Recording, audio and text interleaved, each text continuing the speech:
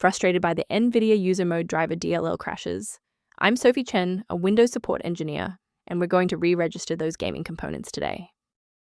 This DLL file is the 64-bit version of the NVIDIA DirectX User Mode Driver. It manages graphics resource allocation and 3D rendering for modern 64-bit DirectX 10, 11, and 12 applications on Windows. With that context in mind, our first logical step is a clean reinstallation. The NVIDIA User Mode Driver DLL is part of a game or graphics runtime. Install the Microsoft DirectX end-user runtime to restore legacy DirectX components, then update your GPU drivers if the file is hardware accelerated. When a fresh installer fails to clear the error, it typically points toward a deeper conflict within the Windows execution layer. A full system restart ensures that no background processes are currently locking the NVIDIA User Mode Driver file. A fresh boot allows Windows to reinitialize its library map from a clean state. Take a second to bookmark this page or hit the like button before restarting.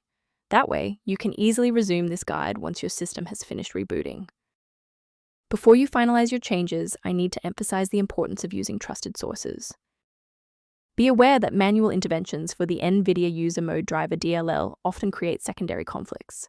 Using an incorrect file version can cause cascading application crashes, making your workstation significantly less stable than before. Instead of relying solely on manual updates, you can maintain your system environment using a professional maintenance utility.